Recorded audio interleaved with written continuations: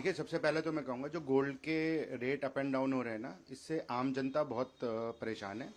तो एमसीएक्स के नियमों में फेरबदल करना पड़ेगा।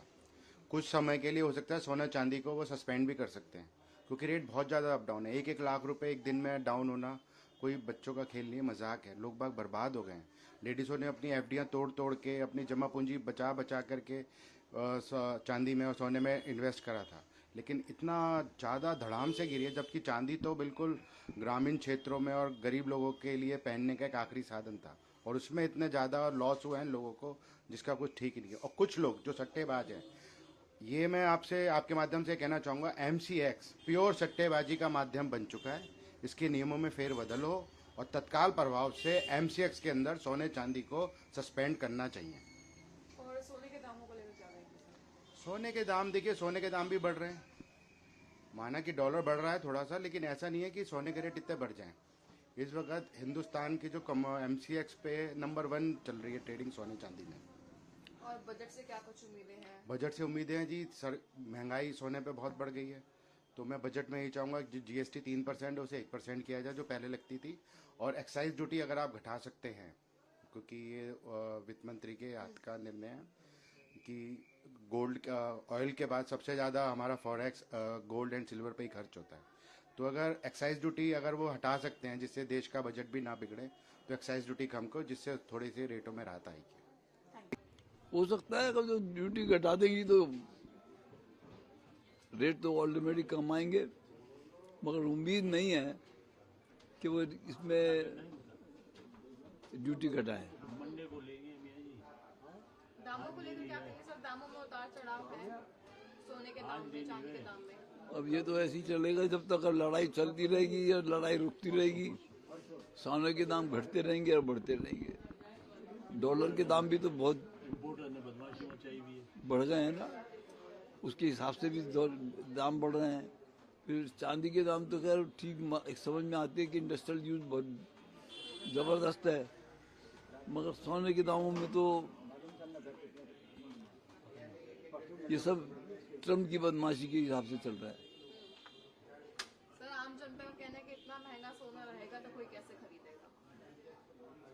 अब जिसको बेचारे को मजबूरी है वो तो खरीद ही रहा है, परंतु पहले के मुकाबले में शेयर तो 5% है।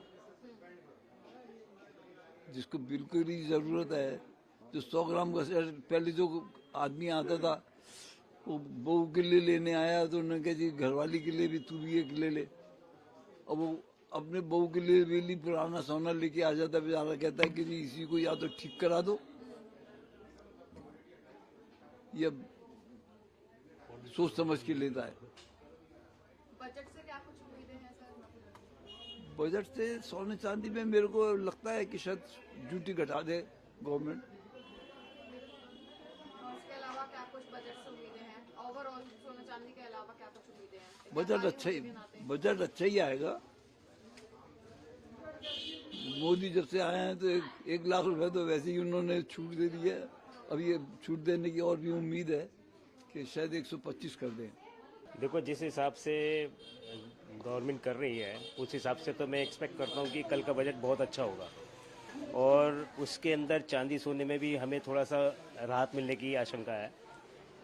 लगता है मुझे कि वो ड्यूटी तो खैर कम नहीं करेंगे, जीएसटी में शायद कम कर दें 1%।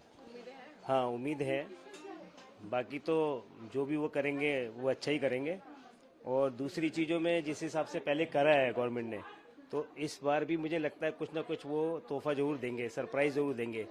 और सबसे बड़ी बात है कि ये पहला वाक्य है कि संडे के दिन पड़ रहा है बजट। इतिहास में पहली बार ऐसा हो रहा है, तो मुझे लगता है संडे के दिन खुशियाँ आती हैं, तो ये खुशियाँ जरूर लेके आएंगे। अच्छा, तो सोने के जिस तरीके से दामों में इस समय बदलाव है, आम जनता का कहना है कि अब आम जनता के लिए सोना खरीदना बहुत मुश्किल है। अभी सब असमंजस में है कि आगे क्या होगा, क्योंकि जिस हिसाब से मार्केट का फ्लो चल रहा है उस हिसाब से तो लगता है कि आने वाले 4-5 दिन में और गिरावट देखी जा सकती है।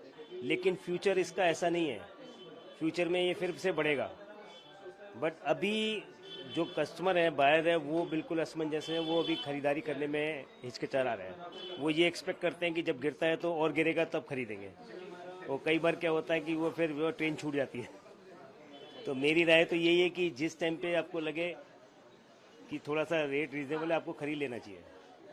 सर्वप्रथम मैं ये चाहूँगा निर्मला जी से कि वो जो ये एमसीएक्स चल रहा है वो इतना खतरनाक है, वो लोगों को बर्बाद कर रहा है, कंगाल कर रहा है।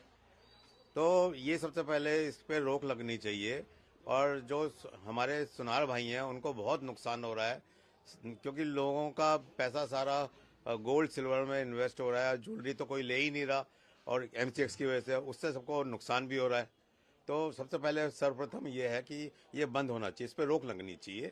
और दूसरा, इनकम टैक्स पे कुछ छूट, भारी छूट मिलनी चाहिए। और